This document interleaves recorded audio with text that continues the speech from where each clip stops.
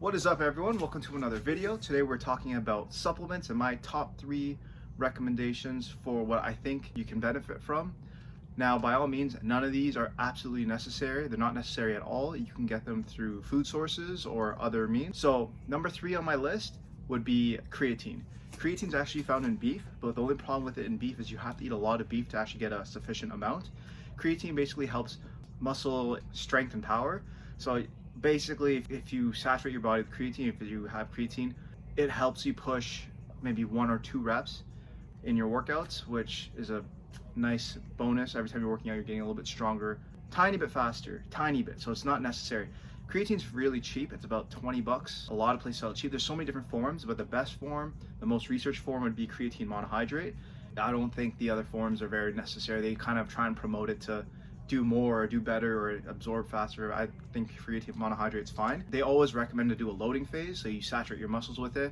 I think it's a waste of time and money because you're just gonna go through the tub faster, and you should just take like 5 grams a day. Over time, you're gonna be saturated anyways. There's no difference, in my opinion, of saturating yourself immediately and then you think you're gonna use this creatine the next day. No, I don't think it works like that. I just take 5 grams every single day. I've had no negative side effects, but it's completely up to you. You can take that. It's number 3 on my list. I like it because, as I said before, it's cheap. It's very well researched. Number 2 on my list is caffeine. Caffeine is a huge help.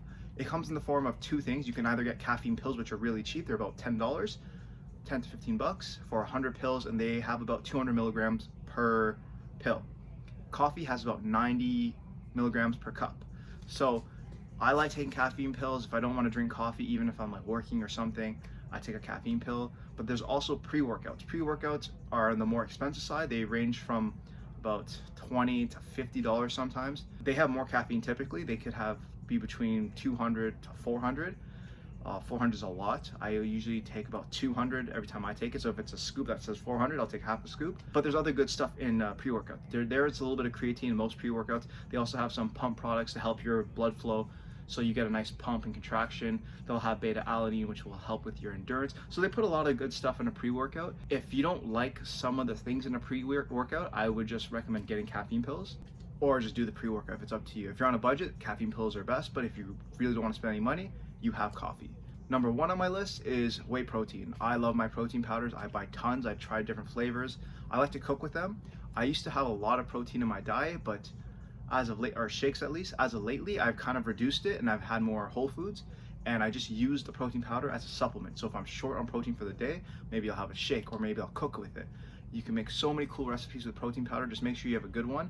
I can make another video talk about my recommendations of what I like and what I don't like. But I think protein powder is honestly, it's a really good thing to have, especially if you're like vegan or vegetarian. You're lacking in having enough protein day to day if you don't consume protein. And some people that don't work out or lift, their typical diet is very low in protein. And protein, I find, is really important, especially when you're trying to be fit. So thank you for watching my video. If you want, comment down below. I'll make a list of my favorite supplements I've actually tried, at least with protein and pre-workouts. Thank you. I'll see you in the next one. So don't forget to like and subscribe, and have a good day.